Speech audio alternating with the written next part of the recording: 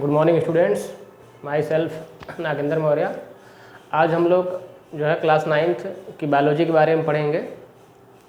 तो class 9th NCERT का जो सिलेबस है उसमें बायोलॉजी के इस बार केवल 3 ही चैप्टर हैं। कुछ चैप्टर को हटा दिया गया है, जिसमें पहला जो चैप्टर है बायोलॉजी का उसका नाम है the fundamental unit of life. क्या नाम है? The fundamental unit of life, जो अपने आप में डिफिनीसन है सेल की। पूछा भी जाता है व्हाट इज़ सेल, तो cell is the fundamental unit of life. या इसके अलावा सेल की और भी डिफिनीसन है, cell is the basic unit of life, या इसको हिंदी में कहते हैं कि कोशिका जीवन की मौलिक या मूलभूत इकाई है। एक और डिफिनीसन है, cell is the structural and functional unit of living beings या लिविंग ऑर्गेनिज्म। तो चैप्टर में आगे कुछ पढ़ने से पहले हम लोग थोड़ा सा सबसे पहले हम लोग बेसिक चीज़ बायोलॉजी को समझ लेते हैं कि बायोलॉजी कहते किसे हैं या व्हाट इज़ बायोलॉजी। तो डिफिनीसन हमने यहाँ पर लिख दिया बायोलॉजी का, the branch of science in which we study about living beings या living organism is called biology. तो बायोलॉजी किसे कहते हैं? The branch of science in which we study about living organism, या विज्ञान की वह शाखा जिसके अंतर्गत हम लिविंग या जीवित चीज़ों का अध्ययन करते हैं, उसे हम बायोलॉजी कहते हैं। अब बायोलॉजी जो शब्द है यह ग्रीक वर्ड से बना हुआ है। 2 ग्रीक वर्डों से मिलकर बना हुआ है, जिसमें जो पहला वर्ड है बायोस और दूसरा जो शब्द है वह है लोगस, जिसमें बायोस का मतलब होता है लाइफ। बायोस का मतलब क्या होता है? लाइफ, और लोगस का मतलब होता है स्टडी। तो जो बायोलॉजी शब्द है 2 ग्रीक वर्डों से मिलकर बना है, जो पहला है बायोस और दूसरा है लोगस। बायोस का मतलब होता है लाइफ, लोगस का मतलब होता है स्टडी। तो हम सिंपली कह सकते हैं कि स्टडी ऑफ, और लाइफ होता किस में है? लाइफ आप जानते हैं कि लाइफ सभी लिविंग्स में होता है, जितने भी लिविंग बींग्स हैं उनमें लाइफ होता है। तो हम कह सकते हैं study of living beings, study of living beings is called biology. तो the branch of science in which we study about living beings is called biology. तो ये तो हो गई बायोलॉजी की डिफिनीसन। अब आगे हम बात कर लेते हैं कि who is the father of biology, या बायोलॉजी का पिता किसे कहा जाता है। तो बायोलॉजी के जो पिता हैं वह एरिस्टोटल को कहा जाता है। किसको कहा जाता है? एरिस्टोटल को। एरिस्टोटल, जिन्हें अरस्तु भी कहा जाता है। तो अरस्तु जो है बायोलॉजी के पिता हैं। ये तो हो गई बायोलॉजी की बात, बायोलॉजी का डिफिनीसन और फादर ऑफ बायोलॉजी। बायोलॉजी जो शब्द है कहाँ से आया है। अब आगे जो है बायोलॉजी 2 शाखाओं में बढ़ जाती है। अब आगे जो है बायोलॉजी 2 ब्रांचेस में डिवाइड कर दिया गया है, या 2 ब्रांचेस में ये बढ़ जा रही है। जिसमें जो पहला है उसको हम लोग कहते हैं जूलॉजी। बायोलॉजी यहाँ पर फर्दर 2 ब्रांचेस में डिवाइड हो गई है, जिसमें जो पहली जो ब्रांच है बायोलॉजी उसको बोलते हैं जूलॉजी, और दूसरी जो ब्रांच है बायोलॉजी को उसको हम लोग बोलते हैं बॉटनी। अब बात कर लेते हैं हम लोग जूलॉजी की। इसी बात कर लेते हैं जूलॉजी की। तो जूलॉजी भी देखो, जैसे बायोलॉजी 2 शब्दों से बना है वैसे ही जूलॉजी भी 2 शब्दों से बना है।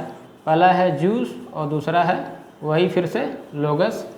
जूस का मतलब होता है एनिमल, जू मतलब क्या होता है? एनिमल, और लोगस अभी हमने बताया लोगस का मतलब होता है स्टडी।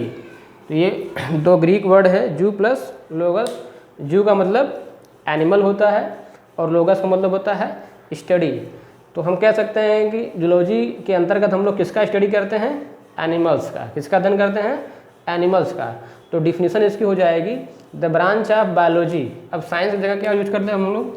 बायोलॉजी। द ब्रांच, क्योंकि ये बायोलॉजी की ब्रांच है जूलॉजी, तो हम कह सकते हैं the branch of biology in which we study about animals is called zoology. The branch of biology in which we study about animals is called zoology. अब अगली जो बात आती है कि who is the father of zoology, zoology का पिता किसे कहा जाता है। तो अभी हमने बताया कि बायोलॉजी के फादर कौन है? एरिस्टोटल। ठीक वैसे ही वही जूलॉजी के भी फादर कौन है? एरिस्टोटल को ही कहा जाता है। किसको कहा जाता है? अरस्तु को ही जूलॉजी का भी पिता कहा जाता है। ठीक। और एरिस्टोटल ने जो है एक बुक लिखा हुआ है, इनके बुक का नाम है हिस्टोरिया एनिमलिया। क्या नाम है? इन्होंने एक पुस्तक लिखी है जिस पुस्तक का नाम इनके हिस्टोरिया एनिमलिया, जिसमें इन्होंने जो है एनिमल्स के जो है हिस्टोरिया मतलब हिस्ट्री के बारे में लिखा हुआ है। इसी के बेसिस पर इनको जो है जूलॉजी का पिता कहा गया। तो अब हमने सीखा क्या, जूलॉजी की डिफिनीशन क्या है और जूलॉजी का पिता किसे कहा जाता है। तो जूलॉजी का डिफिनीशन क्या था? The branch of biology in which we study about animals is called zoology. और जूलॉजी के फादर कौन है? एरिस्टोटल है। एरिस्टोटल ने एक पुस्तक लिखी जिनके पुस्तक का नाम है हिस्टोरिया एनिमलिया। अब दूसरा जो ब्रांच है वह है बॉटनी। क्या है? बॉटनी। अब बॉटनी जो शब्द है ये भी ग्रीक वर्ड से आया है, ये बॉटना से आया है। किससे लिया गया है? बॉटनी ग्रीक वर्ड है और बॉटनी का मतलब होता है ग्रीक्स में प्लांट्स। क्या होता है? प्लांट्स। तो इसका डिफिनीशन हो जाएगा द ब्रांच ऑफ बायोलॉजी। तो डिफिनीशन मैं लिख दे रहा हूँ, the branch of biology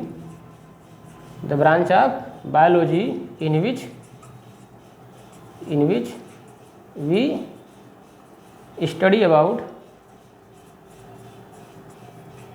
about plants. The branch of biology in which we study about plants is called botany. तो बॉटनी किसे कहते हैं? बायोलॉजी की वह शाखा जिसके अंतर्गत हम लोग पौधों का अध्ययन करते हैं, उसे हम लोग बॉटनी कहते हैं। अब अगला जो बात आती है कि बॉटनी का फादर किसे कहा जाता है। तो बॉटनी का जो फादर है वह थियोफ्रेस्टस को कहा जाता है। किसे कहा जाता है? थियोफ्रेस्टस को कहा जाता है। तो Theophrastus is the father of botany. Theophrastus ने भी एक बुक लिखा था जिनके बुक का नाम था हिस्टोरिया। इनके किताब का नाम था हिस्टोरिया प्लांटी। क्या नाम था? Historia Plantae. एरिस्टोटल ने हिस्टोरिया एनिमलिया की पुस्तक लिखा हुआ था और थियोफ्रेस्टस ने जो बुक लिखा उनके बुक का क्या नाम था? Historia Plantae. इस पुस्तक में उन्होंने जो है पौधों के इतिहास के बारे में लिखा था, इसलिए इसका नाम पड़ा हिस्टोरिया प्लांटी। तो ये कुछ चीज़ें रहीं। बायोलॉजी किसे कहते हैं, बायोलॉजी कितने ब्रांच में डिवाइड की गई है, फादर किसे कहा जाता है और उन्होंने कौन कौन सी पुस्तक लिखी। तो इन चीज़ों के बारे में हमने आज पढ़ा कि बायोलॉजी की डिफिनीशन क्या है, जूलॉजी की डिफिनीशन क्या है, बॉटनी की डिफिनीशन क्या है, जो फादर ऑफ बायोलॉजी कौन है, फादर ऑफ जूलॉजी किसे कहते हैं और फादर ऑफ बॉटनी किसे कहते हैं। अरस्तु ने कौन सी किताब लिखा? Historia Animalia. और थियोफ्रेस्टस ने कौन सा किताब लिखा? Historia Plantae. अब इसमें देखो हम थोड़ा सा चर्चा कर लेते हैं कि एक आप लोग रिलेशन पढ़े होंगे